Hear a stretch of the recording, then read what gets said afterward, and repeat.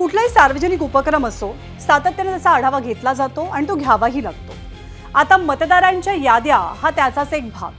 आपल्या देशाची लोकसंख्या आणि पर्यायाने मतदार संख्या दरवर्षी काही लाखांनी काही पटींनी वाढते हे नक्की आहे। मग या वाढत्या संख्येच्या लाटेत एकाच मतदाराची वेगवेगळ्या मतदार यादीत असलेली नावं, काही वेळेला बनावट मतदारांनी केलेलं मतदान, अशा घटना विविध निवडणुकांमध्ये समोर आल्या। अर्थातच हे सगळं राजकीय पक्षांच्या आश्रयानं होणं अशक्य। त्याचमुळे देशभरातील मतदार याद्यांच्या फेर आढाव्याला निवडणूक आयोगानं सुरुवात केली आहे आणि याच फेर आढाव्याचं नाव आहे SIR। पण या SIRच्या निमित्तानं राजकीय नेत्यांनी स्वतःची पोळी भाजून घेणं सुरू केलंय।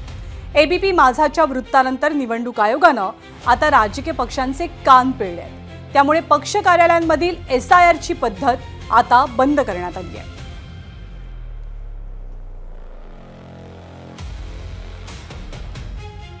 तर मतदार याद्यांचा फेर आढावा घेण्यासाठी निवडणूक आयोगानं SIRची मोहीम सुरू केली आपल्या सगळ्यांना माहिती आहे। या फेर आढाव्याची मुख्य जबाबदारी ही मतदान केंद्र अधिकारी अर्थात BLO वरती आहे।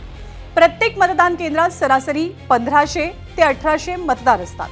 त्या सगळ्या मतदारांच्या पडताळणीची जबाबदारी SIRच्या मोहिमेत BLO वरतीच आहे। पण प्रत्येक मतदाराकडे घरोघरी पोहोचून ही पडताळणी होणं गरजेचं आहे। ती जबाबदारी सुद्धा BLOचीच असते। या स्थितीमध्ये एकाच वेळेला अनेक मतदारांपर्यंत पोहोचण्यासाठी BLO काही ठिकाणी एक आगळी वेगळी युक्ती लढवल्याचं पाहायला मिळतंय। त्यांनी परिसरातील राजकीय नेते, स्थानिक नगरसेवकांना गाठलं आणि त्यांच्या कार्यालयामध्येच SIRचं काम सुरू करण्यात आलं। हेच वास्तव ABP माझानं विविध ठिकाणांवरनं काल समोर आणलं। त्याची गंभीर दखल निवडणूक आयोगानं आज घेतली आहे आणि राजकीय पक्षांच्या कार्यालयामधलं SIRचं काम थांबवण्यात आलंय।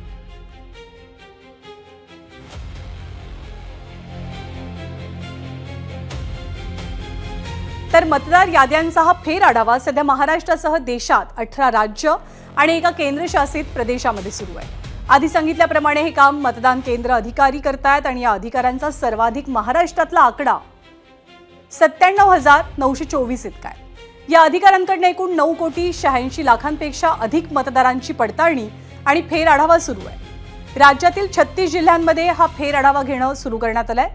त्यामध्ये हे काम सर्वाधिक पूर्ण झालंय यवतमाळ आणि रत्नागिरी या 2 जिल्ह्यांमध्ये।